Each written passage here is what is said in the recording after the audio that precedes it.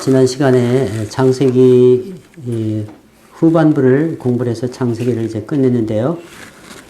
지난 시간에도 제가 말씀을 드렸지만 창세기가 어떻게 끝났느냐, 끝날 때 어떻게 끝냈느냐. 끝절을 보면 창세기 50장 맨 끝절을 보면 이렇게 끝나죠. 요셉이 110세의 죽음에 그들이 그의 몸에 향재료를 넣고 애굽에서 입관하였더라. 그랬어요. 아주 참 재미있는 표현인 것 같아요.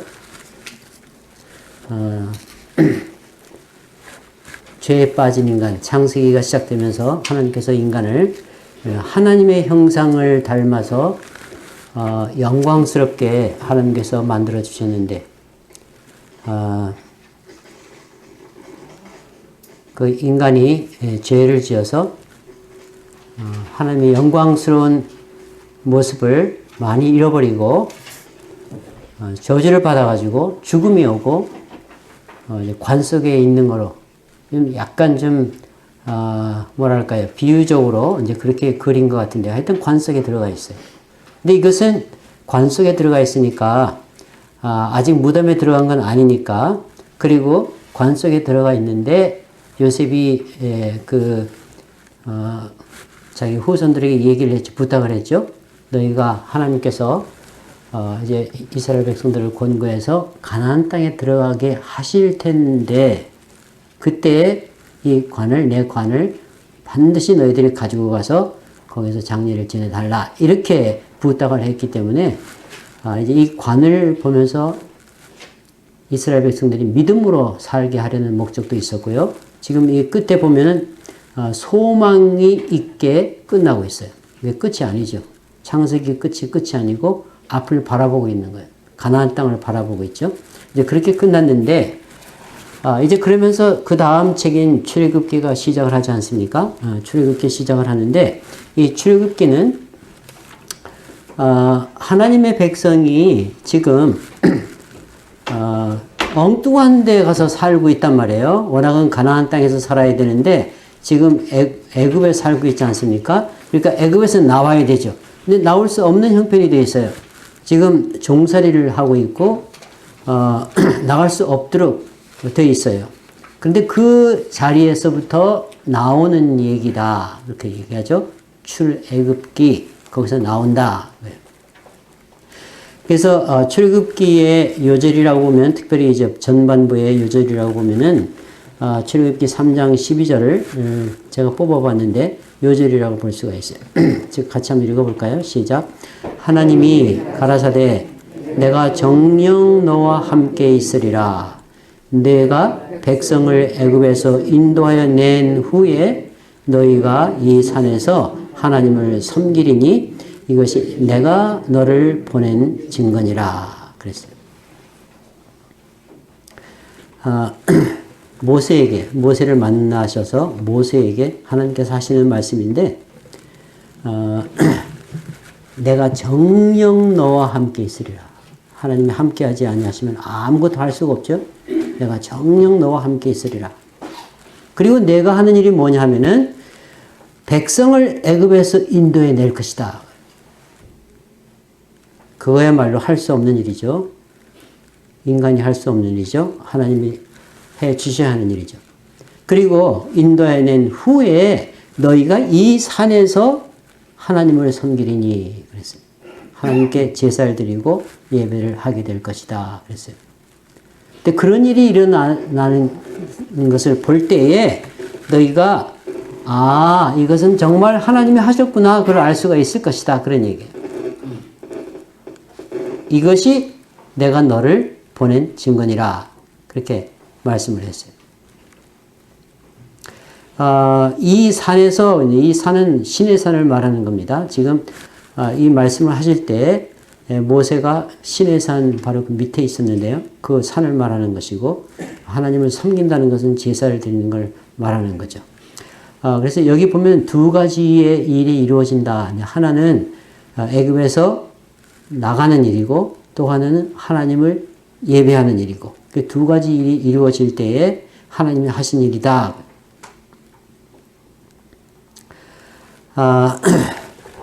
그것을 제가 이제 요절로 잡아봤고요. 그 출애굽기라는 책의 이름이 우리말로는 출애굽기죠. 애굽에서 나오는 이야기다. 출애굽. 애굽에서 나온다.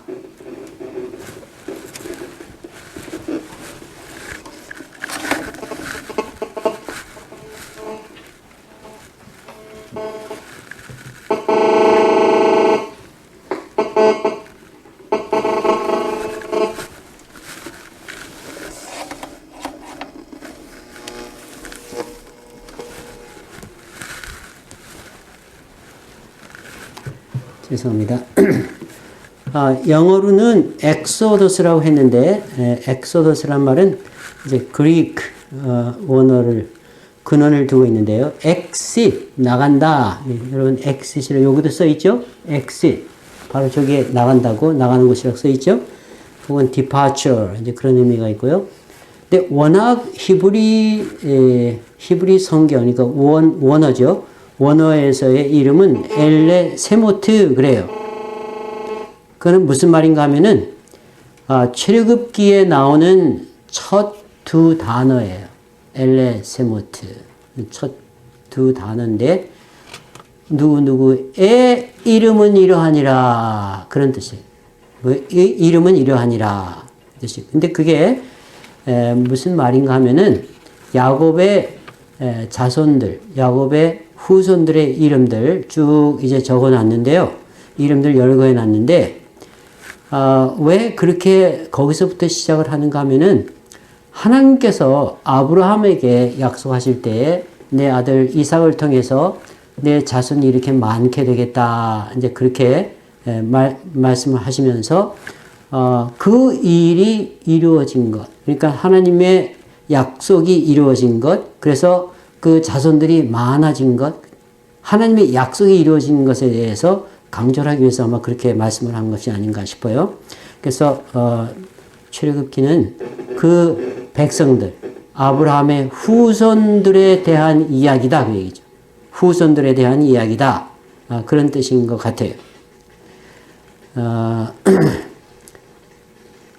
저자는 물론 창세기와 같은데 모세고요. 제가 이걸 꺼야 되겠네요.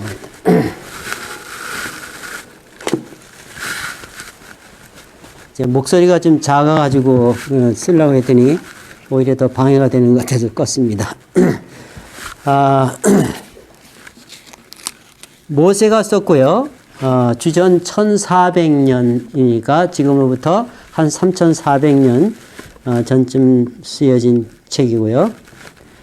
근데 이제 우리가 각 성경을 공부하면서 그 구조를 보는 것이 좋다. 그렇게 제가 말씀을 드렸죠. 구조를 알면 이해하는 데 도움이 된다 그랬어요. 그래서 창세기 구조도 제가 말씀을 드렸고 창세기 구조는 크게는 둘로 나누고 조금 더 세밀하게 하면은 그 둘을 다시 또 넷으로 나누어서 8부분으로 나눌 수 있다. 이렇게 말씀을 드렸는데 출애굽기의 구조는 크게 셋으로 나누면은 그 내용을 정리할 수가 있어요. 셋으로 나눠서 정리할 수가 있어요. 이제 첫째는 뭐냐? 1장에서부터 18장까지인데 1장에서부터 18장까지는 하나님이 이스라엘 백성들을 애굽에서 구속해 내시는 이야기, 나오는 이야기죠. 구속해 내는 이야기고요. 그러면 그 다음에 구속해 내셔서 그 다음에는 무엇을 하시느냐? 19장에서부터 24장까지는 이제 6장밖에는 안 되지만은 하나님께서 그 구원해 내신 백성들에게 율법을 주시는 거예요. 법을 주시는 거예요. 그러니까 백성들이 지켜야 할 법이죠. 법을 주시는 건데 구해낸 후에는 그 백성들이 애굽 사람들처럼 살아서는 안 되고 하나님의 백성다운 삶을 사는 어떻게 살아야 할 것인지 그 법을 얘기해 주는 거예요. 그래서 하나님의 백성다운 그런 삶을 이렇게 살아야 된다. 그래서 법을 선포하시는 애, 법이에요.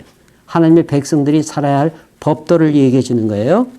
자, 그런 다음에 다시 그 다음 부분은 25장서부터 40장까지인데 이거는 하나님이 받으시는 합당한 예배에 대한 아니면 합당한 제사에 대한 이야기예요.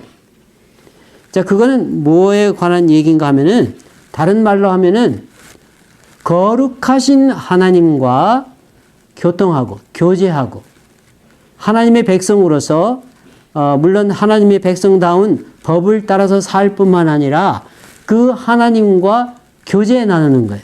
어떻게 교제를 하느냐? 어떻게 하나님께 가까이 나아가느냐? 어떻게 특별히 죄인이 이제 죄인 되었지 않습니까? 죄인이 하나님과 교제를 할 수 있느냐? 그는 제사 제도를 통해서 할 수 있다. 제사를 드림으로써 거룩하신 하나님이 죄인된 이스라엘 백성들을 자기 백성으로 삼으시고 이스라엘 백성들 가운데 오셔서 하나님께서 그 백성들과 교제를 나누시는 거예요. 그것이 참된 복이 아니겠어요? 참된 축복이 아니겠어요? 그래서 어떻게 그렇게 할 수 있느냐?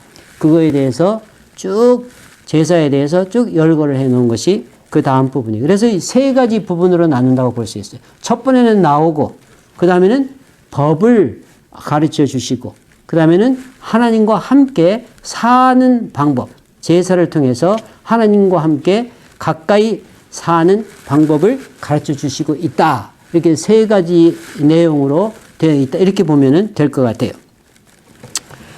그래서 이제 오늘은 그 내용 중에서 이 세 가지 내용 중에서 특별히 첫 번째 내용을 좀 생각해 보려고 하는데요. 첫 번째 내용이 뭐냐면은 하나님께서 이스라엘 백성들을 구해내시는 거죠. 애굽에 지금 바로 왕이 밑에서 종으로 있는데 처음에는 그런 형편이 아니었지만은 이제 종이 되었죠. 그래서 그 백성들을 구해내는 이야기예요. 이스라엘 백성들이 이스라엘 백성들이 애굽에 내려갈 때는 아주 대접을 받고 내려갔죠. 왜? 그때 당시는 요셉이 애굽의 총리 대신이었고 요셉이 큰 공로를 끼치지 않았습니까? 그 애굽 백성들을 살려주었기 때문에 아주 큰 대접을 받고 또 땅도 제일 좋은 땅에 가서 살게 됐죠. 고센 땅이라고 아주 기름진 땅에 가서 살게 됐는데요.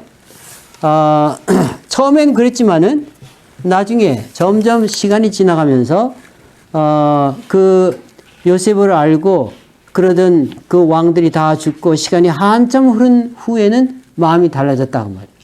어떻게 달라졌느냐?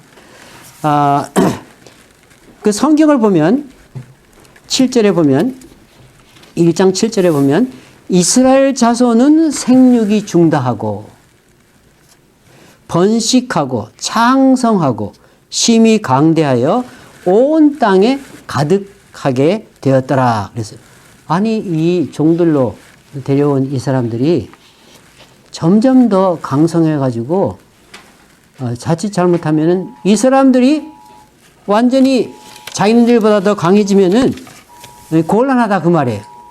그래서 이거 안 되겠다. 우리가 어떻게 해야 되겠다. 그래서 어떻게 하는가 하면은 작전을 이제 왕이 그 바로 왕이 작전을 하는데 처음에 한 것은 고역을 시키는 거예요. 고생을 좀 시켜보는 아주 어려운 일을 하게 해서 고생을 시키면은 이 백성이 좀 꺾이려나 해서 고생을 시키는데 아무런 효과가 없어요. 점점 더 중다하죠. 그러니까 할 수 없이 이제는 안 되겠다. 이제는 아들을 죽여야 되겠다. 그래서 히브리 산파에게 아들을 낳으면은 죽이고 딸을 낳으면은 그냥 살려둬라. 이제 그렇게 해서 딸은 자기네 며느리 삼으면 되니까 아들을 낳으면 죽이라. 근데 산파가 말을 잘 안 듣는단 말이에요. 그래서 살려준단 말이에요. 산파는 하나님을 두려워하기 때문에 그런 일을 할 수가 없다. 그래서 살려두면서 왜 살렸느냐? 히브리 여인은 아주 강성해가지고 내가 벌써 받으러 가니까 벌써 이미 났더라. 그렇게 보고를 하단 말이에요. 그래서 죽이지를 않으니까 할 수가 없고 그래서 다음에 어떤 법을 만들었는가 하면은 이제는 아들을 낳으면은 다 강에다 던져버려라. 이렇게 법을 만들어 가지고 다 죽이게 됐죠. 이스라엘 백성들이 이때부터 이제 뭐랄까요? 민족적으로 다 멸절시키고자 하는 그런 이 일이 이제 제일 처음에 생겼는데 최근에는 독일에서 그런 일을 했죠. 이스라엘 사람들 다 죽여야 된다. 유대인들 다 죽여야 된다고 그래서 그 아주 비참하게 많이 죽이지 않았습니까? 이게 첫 출발이 이 애굽 시대 때부터 된 거예요. 그러니까 얼마나 오래 전부터 그 일이 시작되는지 모르겠어요. 하여튼 그랬어요. 그래서 다 죽게 됐죠. 그런데 나중에 보면 오늘 나중에 보겠지만은 하나님께서 오히려 거꾸로 애굽 사람 중에 장자를 다 죽이시죠. 애굽 왕은 바로는 이스라엘 백성들의 아들을 다 죽이려고 그랬는데 나중에 보면 하나님께서 그 장자를 다 죽이시죠. 그래서 그 애굽에 큰 슬픔이 있었다. 큰 울음이 있었다. 호곡했다. 그렇게 기록하고 있죠. 하나님이 그렇게 하신 것 같아요. 자, 그래서 이렇게 어렵게 되고 또 이스라엘 백성들이 이제 하나님께 부르짖고 하니까 하나님께서 그 이스라엘 백성들을 이제 구해야 되겠는데 구해 줘야 되겠다. 이렇게 마음을 가지시고 제일 먼저 한 일이 뭐냐? 구원하는데 구원하는 그 큰 일을 하기 위해서 하나님이 제일 먼저 하는 일이 뭐냐면은 지도자를 세우시는 거예요. 지도자를 하나 만드시는 거죠. 그러니까 모세를 태어나게 하시고 모세를 훈련시키시고 이제 모세를 보내시는 거죠. 한 지도자를 세우시는 거죠. 하나님이 하시는 큰 일을 보면은 그 일을 하실 때 그 하나님이 쓰시는 사람을 준비하셔서 사람을 통해서 하시죠. 한 사람이 그러니까 얼마나 중요한지 모르죠. 지도자 한 사람이 얼마나 중요한지 몰라요.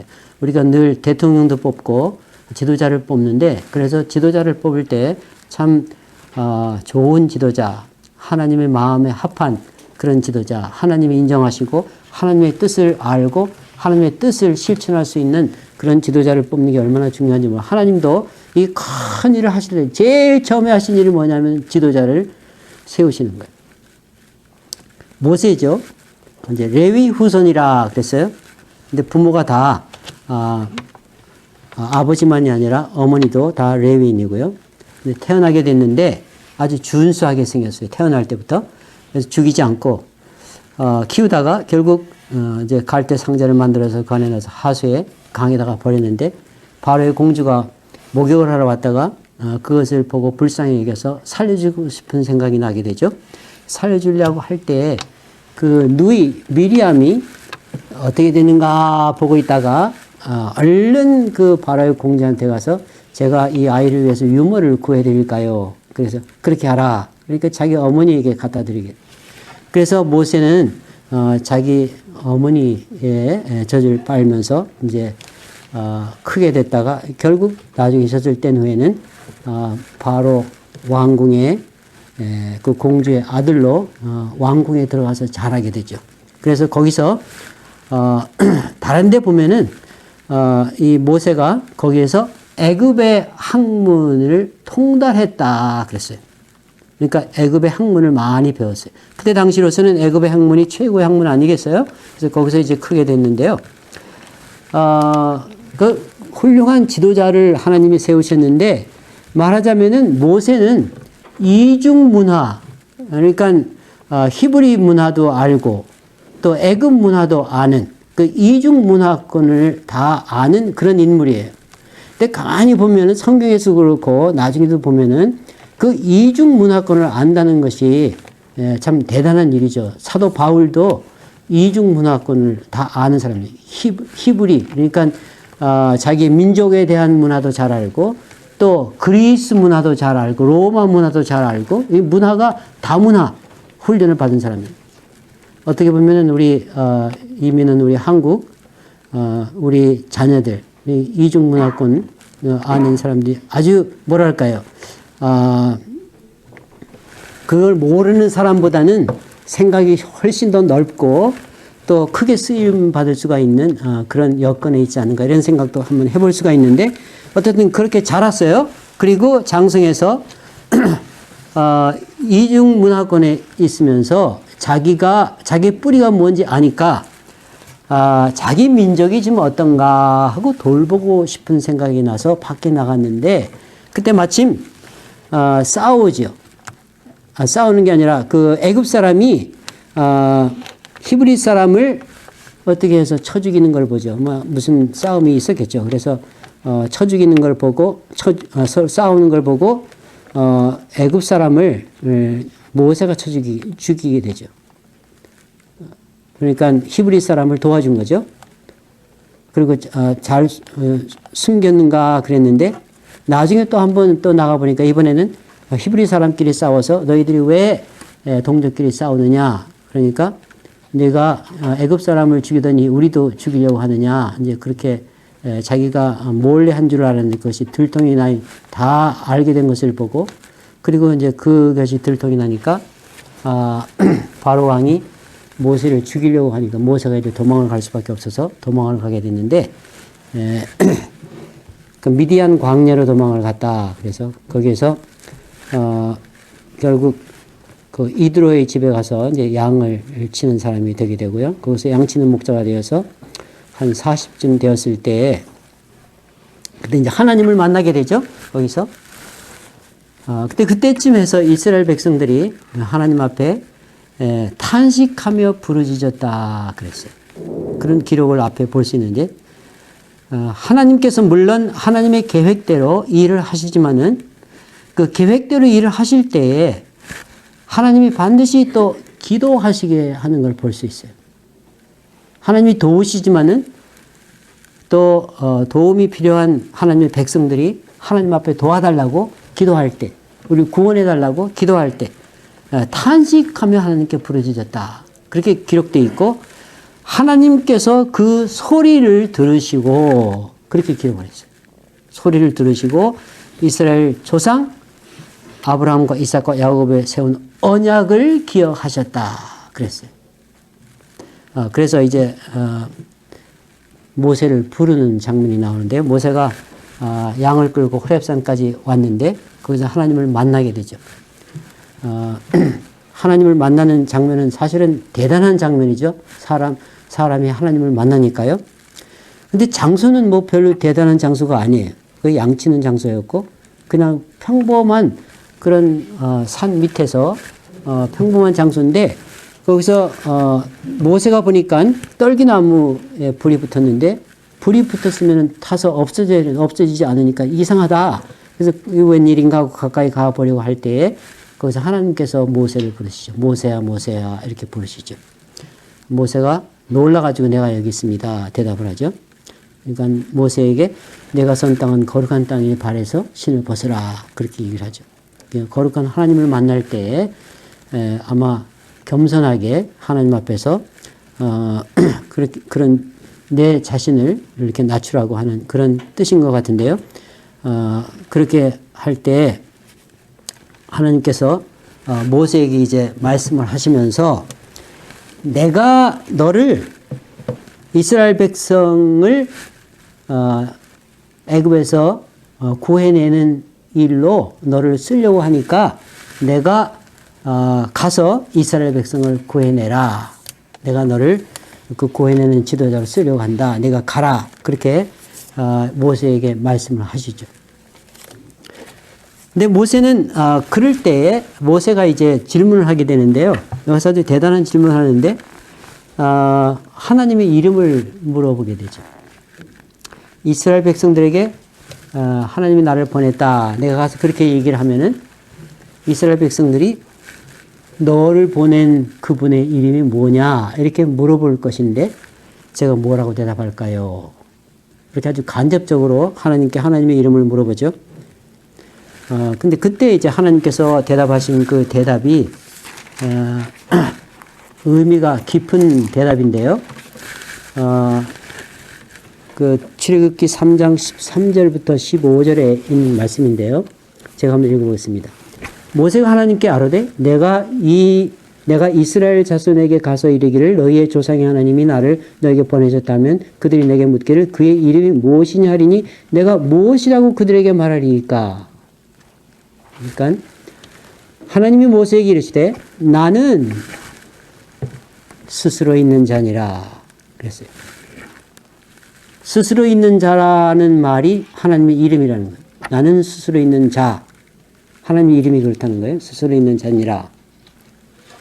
스스로 있는 자가 나를 너에게 보내셨다 하라. 그렇게 말하는 거예요.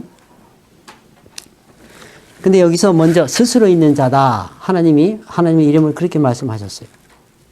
근데 스스로 있는 자라는 말은, 그 스스로 있는 자, 그거를 히브리 말로 이렇게 얘기한 거를 히브리 말의 몇 개의 단어를 그 단어 앞자만 따서 그 자음을 다 합치면은 그것이 바로 여호와라는 말이 되는 거예요. 그러니까 하나님께서 자기 이름이 여호와라고 말씀하신 거죠. 그래서 물론 그 전에도 여호와라는 말씀을 하셨지만은 쓰이기는 했지만은 이때 하나님께서 여호와라는 말씀을 자기 이름으로 얘기를 하신 거예요. 근데 이 여호와 스스로 있는 자라는 그 이름의 뜻이 뭐냐면은 스스로 있는 자는 자존자라는 거죠. 자존자는 영원부터 영원까지 스스로 계신 분이에요. 창조된 분이 아니라 스스로 계신 분이에요. 그런 분이 참 하나님이 아니겠어요? 영원부터 영원까지 계신 분이 하나님이시죠. 그리고 그분은 그냥 스스로 계실 뿐만 아니라 인간에 대해서 관심을 가지시고 인간의 죽은 상태, 인간의 죄로 죽은 그 상태를 불쌍히 여기시고 구원해 주시는 구원자다. 구원하시는 하나님이다는 뜻도 그게 포함되어 있다는 거예요. 그리고 구원하기 위해서 그 사람과 약속을 하셨어요. 약속하시는 하나님. 이 하나님은 특징이 약속을 하세요. 구약이 뭡니까? 하나님이 메시아를 보내겠다고, 하나님께서 메시아를 보내겠다고, 메시아를 준비하신다는 약속 아닙니까? 하나님은 그냥 아무렇게나 일하시는 분이 아니라 먼저 말씀으로 약속을 하시는 거예요. 그리고 그 약속하신 대로 그 약속을 지키시는 분이에요. 그런 뜻이 다 포함되어 있어요. 여호와라는 말에 그런 뜻이 다 포함되어 있어요. 그래서 그분이 너를 보내셨다고 해라. 그렇게 말하시고 또 두 번째로는 너희 조상의 하나님, 그러니까 아브라함의 하나님, 이삭의 하나님, 야곱의 하나님, 그 하나님이 너를 보냈다고 해라. 항상 계시면서 조상들을 돌봐주신 하나님이시고 또 동일하게 그 백성들, 그 후손들을 돌보시는 하나님. 왜 그런가 하면은 이스라엘 백성들은 그들의 조상 아브라함과 이삭과 야곱에 대해서 너무나 다 잘 알고 있죠.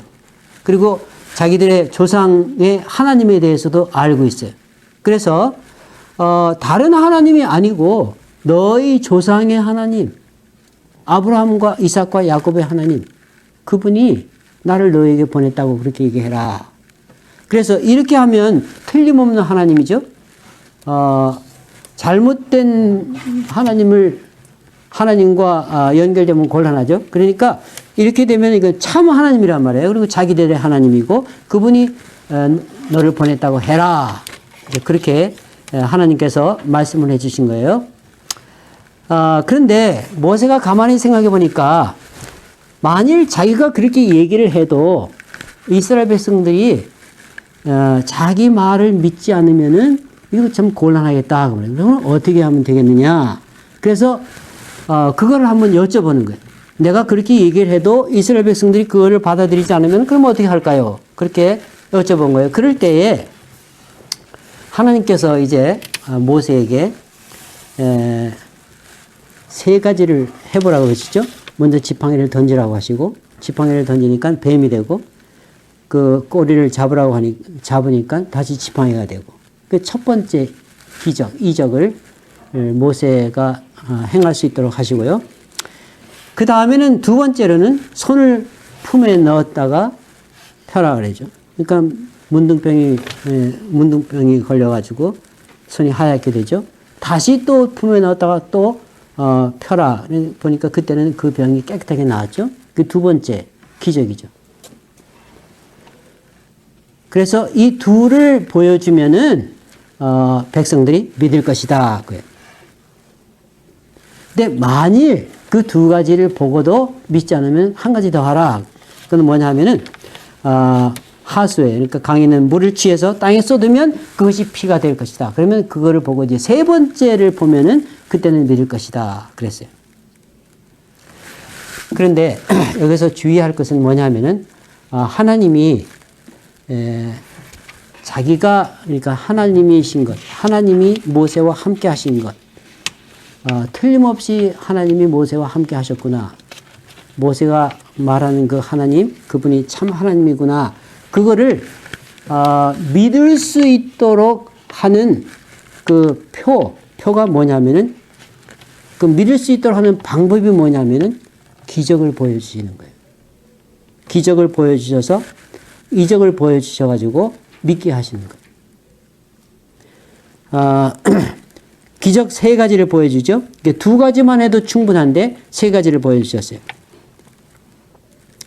그런데 이것이 바로 이 기적을 보여주셔서 하나님을 믿게 하는 것이 이제 그때 시작되었는데요. 우리 인간이 하나님에 대해서 잘 몰라요. 또 하나님을 믿기가 어려워요. 그럼 하나님을 우리가 참 하나님으로 어떻게 믿느냐? 바로 그 질문이죠. 근데 그 기적을 보고 믿을 수 있다. 어떤 기적을 보고 믿을 수 있느냐? 이런 기적들을 아무도 인간이 할 수가 없는 그런 기적을 행하는 것을 보고 하나님을 믿을 수가 있다. 그건 하나님밖에는 그런 일을 하실 수 있는 분이 없기 때문에 그것을 보고 믿을 수가 있다. 근데 그때 시작된 그것이 이제 구약 성경을 읽어보면은 구약 성경에 이제 아주 그 이스라엘 백성들이 어려웠을 때 우상을 섬기고 아주 어렵게 되었을 때 하나님께서 선지자를 보내지 않습니까? 근데 그때 특별히 그 아합 왕 때라든가 이럴 때 또 그 후에도 엘리야와 엘리사 같은 그런 선지자를 보내지 않습니까? 그래서 이런 어려운 시대에 또 이렇게 우상을 많이 섬기고 어느 종교가 다른 종교인지 알 수 없는 그런 시대에 하나님께서 그 이스라엘 백성들에게 믿음을 주기 위해서 쓰신 방법이 뭐냐면은 엘리야가 많은 기적을 일으키는 거예요. 죽은 사람도 살리고 뭐 하여튼 많은 기적을 일으키고 또 엘리사 다음에 나오는 엘리사도 많은 기적을 일으켜요. 그래서 그 기적을 볼 때에 불이 하늘에서 떨어지고 뭐 이런 여러 가지 기적을 볼 때에 이스라엘 백성은 이 엘리야가 말하는 이 하나님이 정말 참 하나님이시다. 이렇게 고백할 수 있도록, 알 수 있도록 하는 거예요. 그런데 이것은 사실은 이런 모든 것은 다 예표고 결국 문제는 어디에 있는가 하면은 결국 그것이 어디로 귀결이 되는가 하면 예수님을 믿을 수 있는 분이냐 아니냐. 나중에 하나님께서 메시아를 보내시는데 그 메시아가 오셔서 예수님이 오셔가지고 예수님이 정말 하나님이 보내신 분이라는 것을 증거하기 위해서 예수님께서 많은 기적을 행하셨죠. 그러니까 하나님을 믿게 하는 방법으로 하나님이 사용하신 방법이 기적을 일으키게 해서 그 기적을 보고 그분이 하나님이 함께 하시는 분이구나. 그걸 믿게 하시는 거예요. 근데 그것이 이제 모세에서부터 시작된 거예요. 그래서 모세가 그래서 이렇게 해가지고 그렇게 하면 너희를 믿을 거니까 이제 내가 너를 믿을 거니까 네가 가라. 그렇게 하죠. 그런데 모세가 금방 가려고 하지 않고 나는 말이 둔한 자입니다. 그러면서 안 가려고 그러죠. 말을 잘 못하는 사람입니다. 입이 둔한 자입니다. 근데 잘 읽어보면은 여러 번 그 얘기를 해요. 나는 입이 둔한 사람입니다. 말을 못합니다. 네, 그리고 그 말에 대해서 하나님께서 그러면 내 형이 내 대신 얘기를 할 테니까 가라. 보낼 만한 자를 보내소서. 마지막에 또 그렇게 얘기를 하죠. 그러니까 하나님께서 화를 내시면서 그냥 가라. 내가 너와 함께 하겠다. 가라. 이렇게 해서 이제 모세가 할 수 없이 애굽으로 향하게 되죠. 애굽으로 가서 이제 바로 왕을 만나게 됐는데 바로 왕을 만나서 하나님이 나를 보내서 이스라엘 백성들한테 먼저 만나가지고 이스라엘 백성들을 믿게 하고 그 다음에 이제 바로 왕을 만나서 이스라엘 백성들을 놔주라. 우리가 나가서 예배를 드리려고 한다. 3일길을 가서 예배를 드리려고 한다. 우리는 하나님을 섬기는 사람들인데 우리를 놔달라. 이렇게 얘기를 하니까 말을 안 듣죠. 그래서 하나님께서 모세를 통해 가지고 몇 개의 재앙을 그 바로 왕 그 애굽에 재앙을 내리시는가 하면은 10가지 재앙을 내리시죠. 10가지 재앙. 첫 번째 재앙이 이제 물을 피로 바꾸는 거.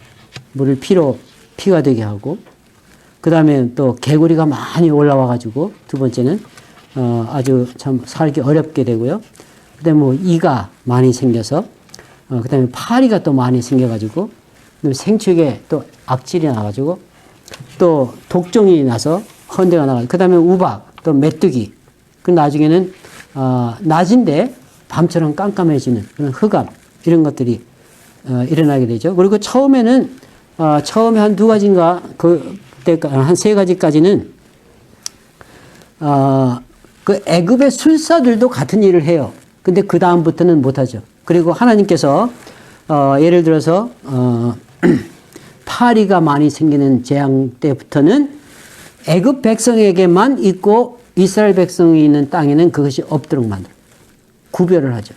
그 다음부터는 뭐 생축도 마찬가지고 독종도 마찬가지고 우박도 마찬가지고 이스라엘이 있는 땅에는 우박이 안 내리는 거예요. 구별을 하는 거예요. 메뚜기도 마찬가지고 흑암도 그렇고. 그래서 하나님께서 구별을 해서 이거 봐라 이렇게 했는데도 바로 왕이 놔주질 않죠. 점점 심해질수록 바로 왕이 놔준다 했다가 마음을 자꾸 바꾸죠. 그래서 안 놔준다고 그러죠. 그리고 나중에는 화를 내면서 나가라 그러죠. 그런 다음에 하나님께서 이제 10번째 재앙을 계획을 하시고, 그것은 첫째 아들을 죽이는 재앙인데, 6월절을 준비를 이렇게 하라 이제 하시면서 다 준비를 시키시죠. 양을 잡아가지고 피를 집 문 그 좌우 설주와 인방에 바르고, 안에서 고기를 그 양 잡은 고기를 구워서 먹고 무교봉과 신나물과 함께 먹으라고 하고, 하나님께서 이제 천사를 그러고 있는 동안에 하나님께서 천사를 보내가지고 애굽 땅에 있는 집집마다 다니면서 피가 있는 집은 넘어가고 pass over, 그리고 피가 없는 집은 이스라엘 백성들의 집이 아니니까 거기 안에 들어가서 마다들을 다 죽이시는 그런 일을 행하시죠. 그래서 대단한 이제 참 일이 일어났는데 12장 그게 이제 12장 29절부터 36절에 보면은 그 기록을 하고 있는데요. 밤중에 여호와께서 애굽 땅에서 모든 처음 난 것 곧 왕위에 앉은 바로의 장자로부터 옥에 갇힌 사람의 장자까지와 가축의 처음 난 것을 다 치심해 그 밤에 바로와 그 모든 신하와 모든 애굽 사람이 일어나고 애굽에 큰 부르짖음이 있었으니 이는 그날에 죽임을 당하지 아니한 집이 하나도 없었음이었더라. 밤에 바로가 모세와 아론을 불러서 이르되 너희와 이스라엘 자손은 일어나 내 백성 가운데서 떠나 너희의 말대로 가서 여호와를 섬기며 너희가 말한 대로 너희 양과 너희 소도 몰아가고 나를 위하여 축복하라 하며, 이제 그래서 떠나게 되죠. 떠날 때에 애굽 사람들에게로부터 폐물을 다 달라고 해서 폐물까지 다 얻어 가지고 나오게 되죠. 그래서 애굽 왕 바로 밑에서 그렇게 어렵게 종노릇 하다가 이제 하나님의 아주 강권적인 역사로, 이건 뭐 인간의 힘으로 한 것이 아니죠. 하나님의 절대적이고도 강권적이고 아주 주권적인 역사로 이스라엘 백성들이 해방되어서 나오게 되죠. 제가 거기에다가 3장 18절이라는 3장이 13장이죠. 그 밑에도 3장 21절 4페이지를 말하는데요. 3장 21절이라는데 13장 21절 22절입니다. 제가 그걸 잘못 적어드렸습니다. 그래서 나오는 모습을 볼 때에 나오는 모습을 이렇게 적어놨어요. 이스라엘 자손이 애굽 땅에서 항오를 지어 나올 때 모세가 요셉의 해골을 취하였으니, 해골을 가져 나와요. 그때까지 기억하고 있었어요. 요셉이 이스라엘 자손으로 단단히 맹세케 하여 이르기를 하나님이 필연 너희를 권고하시리니 너희는 나의 해골을 여기서 가지고 나가라 하였음이었더라. 그래서 해골을 가지고 나오죠. 요셉이 예언한 대로 됐어요. 요셉은 그것을 믿음으로 예언한 것이죠. 근데 그렇게 됐어요. 그래서 하나님의 백성들이 이제 새로운 삶을 살게 되죠. 나와서. 근데 그 삶에서 이제 종노릇 하던 데서 이제는 자유의 몸이 되어서 처음으로 살게 됐는데, 그 삶의 첫 번째 특징이 뭐냐면 그 다음에 하나님께서 저들을 불기둥과 구름기둥으로 인도하셨다 그랬어요. 불기둥과 구름기둥으로 인도하셨다. 이것은 우리 성도의 삶과도 같은데요. 우리가 예수를 믿고 나면은 전에는 내 마음대로 아니면은 전에는 죄에 끌려서 살았는데 이제는 성령님의 인도를 받아서 사는 삶이죠. 성령님께서 우리 삶을 간섭하시고 인도해 주시죠. 인도를 받아. 하나님의 인도를 받아요. 그런데 하나님께서 인도하셨는데 어디로 인도하셨는가 하면은 홍해 그러니까 쉬운 길로 인도하시지 아니하시고 어려운 길로 인도하셨다. 제가 그건 적어놓지는 않았지만 그렇게 써 있어요. 어려운 길로 인도하셔서 이제 여기다 진을 치라고 했는데 진 치라고 하는 것이 어딘가 하면은 바알스본 맞은편 바닷가에 장막을 치라. 그래서 거기에 장막을 치게 돼요. 거기 장막 치고 있는데 바로 왕이 이스라엘 백성들이 나간 걸 보고 다시 마음을 바꿔가지고 안 되겠다. 이스라엘 백성이 없으면 우리가 못 사는데 하고 다시 군대를 건드리고 또 600승, 병거 600승, 그러니까 전차 600승을 또 장관들, 군대들 다 건드리고 쫓아오죠. 이 쫓아온 것을 보고 이스라엘 백성들이 이제 야단났어요. 아니, 우리가 차라리 거기서 죽는 게 낫지, 여기서 우리가 죽느냐, 이렇게 모세에게 불평하고 야단을 치니까 모세가 하나님께 기도하니까 하나님께서 어떻게 하라는가 하면 이 지팡이를 바다 물 위로 펴라 이렇게 얘기를 하시죠. 그래서 물이 갈라지고 이스라엘 백성은 그 물 갈라진 사이에 마른 땅을 건너게 되고 또 애굽 사람들은 애굽 군대들은 자기네를 따라오려고 하다가 하나님께서 다시 그 물을 합치게 하셔서 물에 다 빠져 죽게 되죠. 그래서 홍해를 건너게 되죠.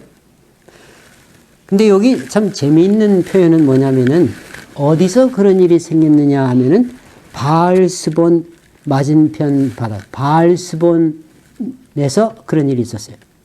여러분, 바알스본은 뭐냐면 바알이 뭐냐면 신이죠. 신, 이방 신이에요. 바알. 앞으로 쭉 구약성경에 보면 바알 신 얘기가 많이 나오지 않습니까? 바알은 신인데 스본, 그 바알스본 물의 신이에요. 물의 신. 물의 신. 바알스본. 근데 그 바알스본이라는 지방인데 그곳에 아마도 학자들이 추측하기는 아마도 거기에 물의 신의 그러니까 그 신 모양이 거기 있었을 것이라는 거예요. 그래서 거기를 지날 때 이 바알을 섬기면 물의 해를 받지 않을 것이다. 그래서 이 바알 신한테 제사를 지내거나 그리고 이제 물에서 뭘 한다든지 지나가든지 그러는 곳이었는 모양이에요. 근데 하나님께서 그 바알 신이 있는, 물신이 있는 애굽 백성들이 섬기는 그 자기네들을 물에서 보호해 주겠다고 하는 바로 거기에서 애굽 사람들은 다 빠져 죽게 하고 이스라엘 백성들은 거기서 살아나게 하셨단 말이에요. 하나님이 그렇게 하셨단 말이에요. 그리고 아까 제가 재앙에 대해서 하나님께서 애굽 나라에 내리신 재앙에 대해서 여러 가지를 얘기를 했는데요.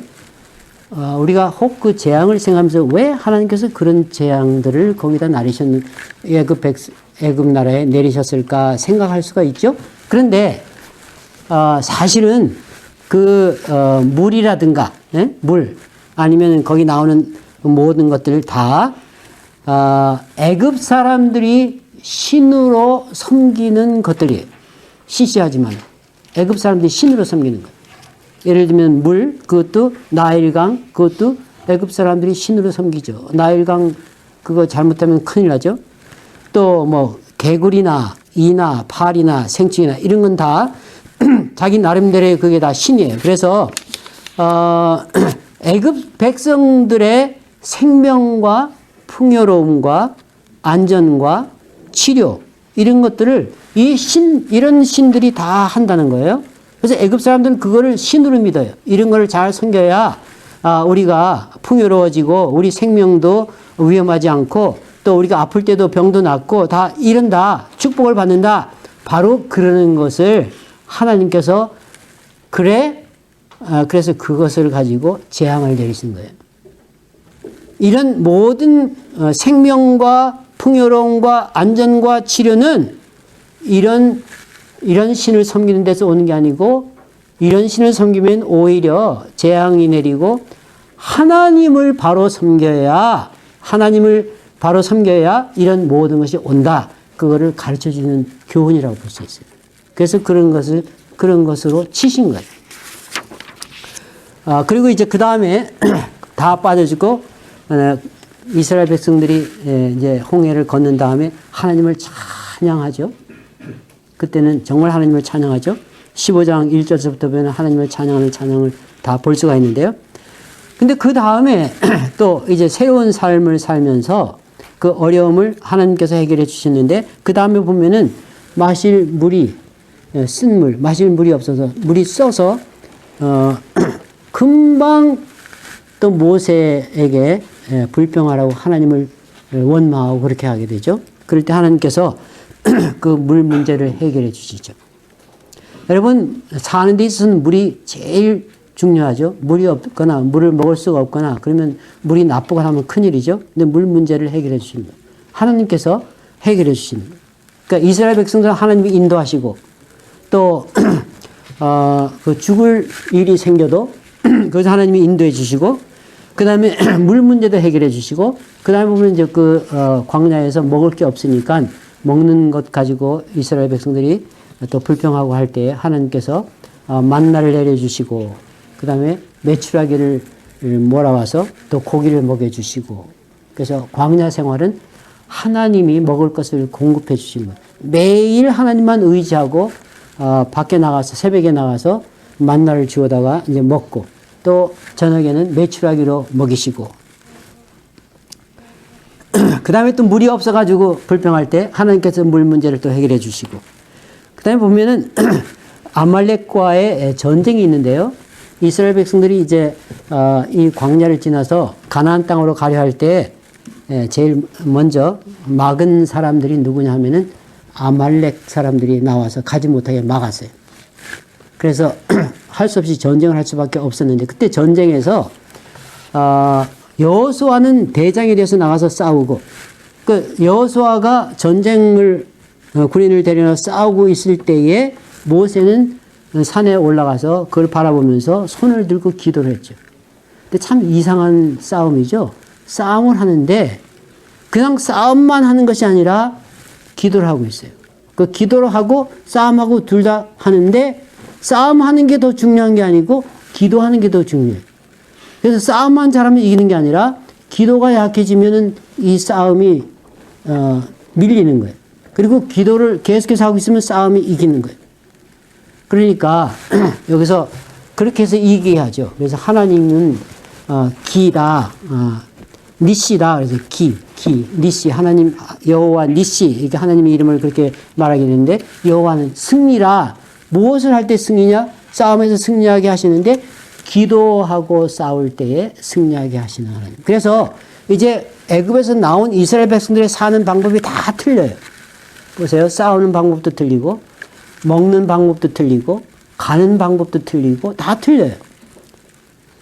그리고 마지막에는 이제 그 자기의 장인인 이드로를 만나게 되죠. 이드로가 지혜로 그 이스라엘 백성들을 잘 조직을 해서 혼자만 할 것이 아니라 이제 그 책임을 나누어서 가지도록 해서 이제 지혜롭게 백성들을 잘 돌볼 수 있도록 그 조직을 잘 세우죠. 이제 그런 얘기가 있습니다. 그래서 이제 이스라엘 백성들이 애굽에서 종살이 하는 데서 나오는 얘기가 첫 번째 부분인데요. 오늘은 그 부분에 대해서 같이 생각을 했습니다. 일단 기도하고 마치겠습니다.